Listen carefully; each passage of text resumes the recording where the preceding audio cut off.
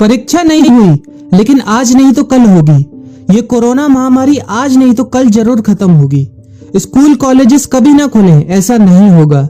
अभ्यास करते रहोगे तो कोई पछतावा नहीं होगा। कोरोना महामारी के चलते इस समय स्कूल और कॉलेजेस बंद पड़े हैं, जिसके चलते विद्यार्थियों में पढ़ाई के प्रति लापरवाही देखी जा रही है। इसी को देखते हुए मुंबई के एक स्कूल में हमारे पुराणों में लिखित एक कहानी सुनाई गई और विद्यार्थियों को इस कहानी के जरिए एक मैसेज दिया गया, एक सलाह दी गई।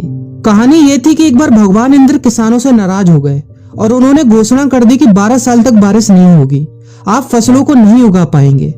भगवान इंद्र से किसानों ने विनम्रता पूर्वक विनती की।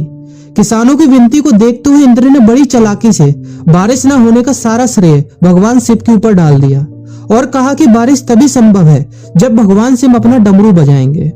लेकिन इंद्रदेव भगवान शिव के साथ पहले ही गुप्त रूप से चर्चा कर चुके थे और उनसे किसानों के साथ सहमत नहीं होने के लिए भी अनुरोध कर चुके थे। जब किसान भगवान शिव के पास बारिश के लिए विनती करने के लिए गए तो उन्होंने भी कह दिया कि बारिश तभी होगी जब मैं 12 साल बाद अपना डमरू बजाऊंगा। निराश होकर वापस लौटते किसानों ने 12 साल तक इंतजार करने का फैसला किया। लेकिन उनमें से एक किसान वापस लौटकर नियमित रूप से अपना काम कर रहा था, खेती कर रहा था, यहाँ तक कि बीज भी बो रहा था।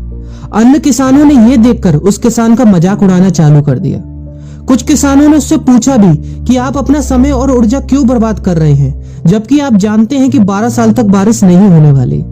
उस किसान ने जवाब दिया कि मुझे पता है कि बारिश के बिना मेरी फसल नहीं आएगी, लेकिन मैं ये सब केवल अभ्यास के रूप में कर रहा हूँ। 12 साल बाद मैं फसलों को उगाने और खेतों में काम करने की प्रतिक्रिया को भूल जाऊंगा। शरीर की काम करने की आदत छूट जाएगी और शरीर आलस का शिकार हो जाएगा।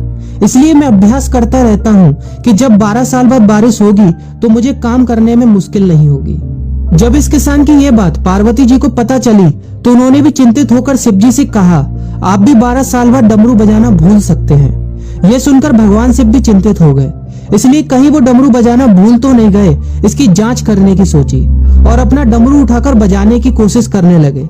कोशिश करते हुए जैसे ही डमरू से आवाज आई वैसी बारिश होने लगी और जो किसान नियमित रूप से अपना काम कर रहा था उस किसान का खेत फसलों से हरा भरा हो गया। लेकिन बाकी सभी बारिश का इंतजार करते किसानों को पछतावा हुआ, क्योंकि उन्होंने अभ्यास करना भी छोड़ दिया था। इसी तरह 2 सप्ताह बाद, 2 महीने बाद या 2 साल बाद लॉकडाउन समाप्त हो जाएगा। कोरोना महामारी भी खत्म हो जाएगी। इसे घूरने या इस महामारी के खत्म होने तक का इंतजार करने से बेहतर है कि आप जिस कक्षा में हैं या जिस अगली कक्षा में जाने वाले हैं उसका अध्ययन करें। पुस्तकों का अध्ययन करके अपने कौशल को तेज करें। आपके पास जो ज्ञान है उसे और बढ़ाएं। इस समय का इस्तेमाल करें और ये सोचें कि आप और भी बेहतर कैसे कर सकते हैं, क्योंकि डमरू कभी भी बज सकता है। इसलिए अभ्यास करते रहें। अभ्यास ही गुणवत्ता का सार है। अभ्यास ही है जो आपको किसी भी क्षेत्र में पूर्ण बनाता है। अगर आप अपनी पढ़ाई के प्रति लापरवाही छोड़कर अभ्यास करते रहेंगे तो जब काम करने का समय आएगा, जब भी परीक्षा देने का समय आएगा, तो आप हर चुनौती और अपने हर क्वेश्चन का जवाब देने के लिए तैयार रहेंगे। अपना ध्यान रखें और अपनों का ख्याल रखें, क्योंकि कोरोना भी गया नहीं है। घर पर ही रहने की कोशिश करें ताकि आप भी और अन्य भी सुरक्षित रहें और नियमित रूप से अभ्यास करते रहें, क्योंकि डमरू कभी भी बज सकता है। वीडियो अच्छी लगी हो तो वीडियो को लाइक और अपने फ्रेंड्स के साथ शेयर करना मत भूलिएगा। और अगर आप एक पेरेंट हैं तो आप भी अपने बच्चों के साथ इस वीडियो को शेयर करना मत भूलिएगा। दोस्तों, चैनल को लाइक करें, सब्सक्राइब करें और आगे फॉरवर्ड करें प्लीज़, और बेल का आइकन को दबाकर